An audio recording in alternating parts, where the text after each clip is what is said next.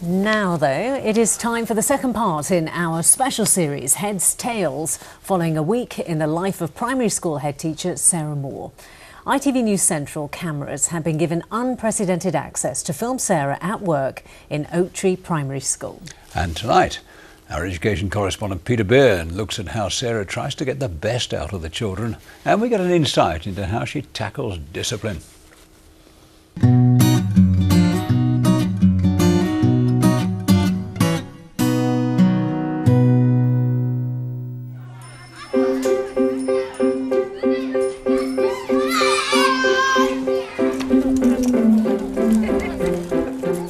We've gone back to school for a week to see what it takes to perform one of the most demanding jobs in education.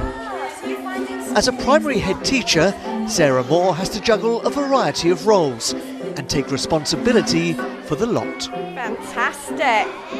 I love every minute of it, even though it's very challenging.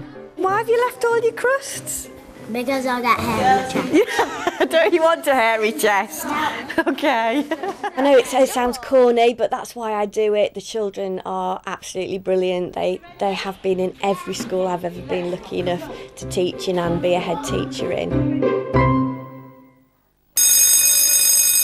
can I see sitting as beautifully as Marie? Most of the children at Oak Tree Primary School come from challenging backgrounds. 6 out of 10 pupils are eligible for free school meals. The majority start school at a level below the standard expected for their age. The challenge for Sarah Moore and her team is to ensure they reach or exceed the expected level by the time they leave. The food is yucky, Henry grumbled. My bed is lumpy, Henry moaned. Mrs. Moore's star sticker. Well done.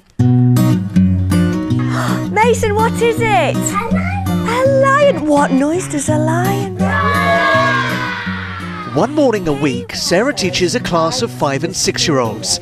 It's a temporary role she took on after a teacher left in the autumn term. Her goal today is to get her class to retell a well-known children's story. First, hearing it read out loud. I sent him back. Then acting it out in the playground. Casey Lee, how are you going to be a snake? Regan, that's not really snake-like. Before finally putting it down on paper. Just have a go at let me see if you can spell scary. Really impressed with your good phonic choices, but that's how you spell it. Good boy, well done. People might be surprised that with all your responsibilities as a head teacher that you teach a class as well. How does that work? I just didn't want a supply after supply after supply. It was too late to appoint a teacher because the deadline had passed. So as they're year ones and I have a lot of experience teaching infants, I thought I'd come and do it myself. I am very, very, very impressed with the work that you have done already this Friday morning. Have a lovely playtime, everybody. What year are you both in? 6. So what do we expect of our year 6s? Oak Tree School prides itself on its pupils' behaviour. Step out of line though, and you could be sent to the head teacher's office. Is that right? Put your windows through. You did. Well, we need some honesty. 2 boys have been squabbling in a PE lesson, and Sarah has to take them to task. It was something very silly to fall out about. It keeps happening, and it can't. Is seeing Mrs. Moore the ultimate sanction? It's one of the sanctions, and the children, they're not scared of coming to see me if they're in trouble, but they don't like to do it because I think they feel disappointed.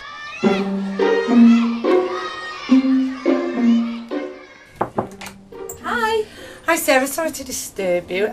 We just had an incident in the sports hall. Oh, what are you like? What did you do? A primary school head has to expect the unexpected and drop everything when it happens. How are you feeling?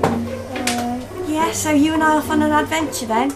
Nathan Hind, a year 6 pupil, has injured his shoulder in PE.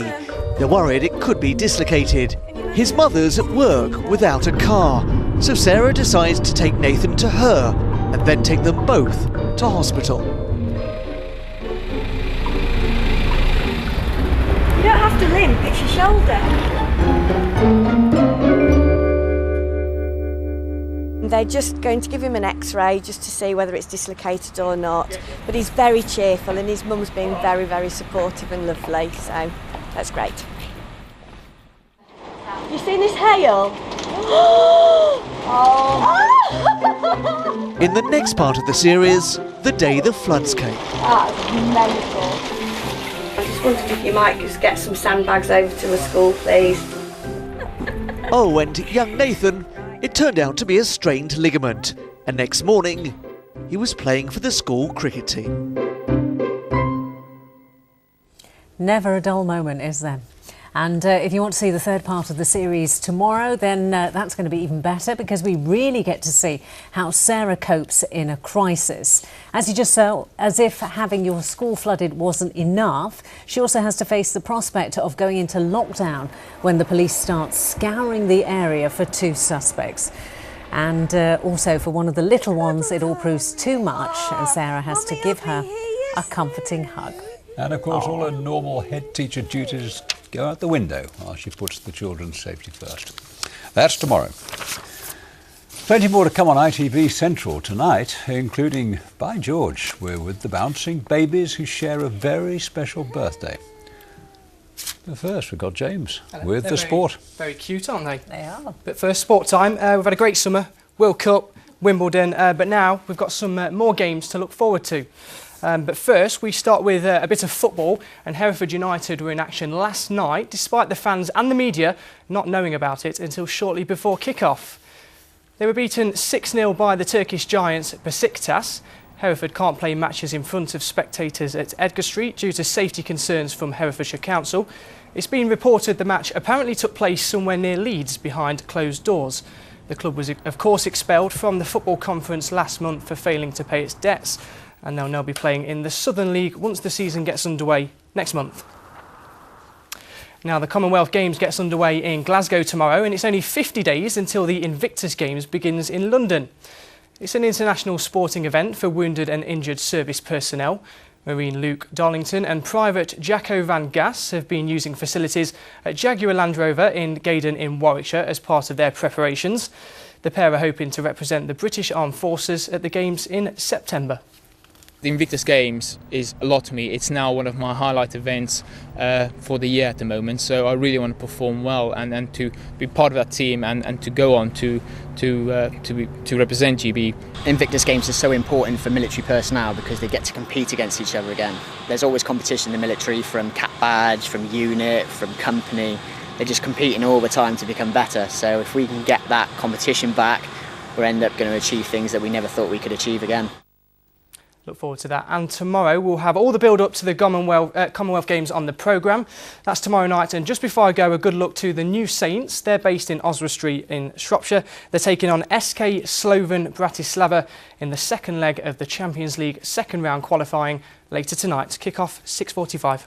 Great. And you had a lovely holiday. I did. Very nice. Tunisia. Very Brilliant. nice. Yes. Straight back to the Midlands now, though. Very well, warm. you brought the sun back with you, so thanks for that, James. It might not last for long, though, so...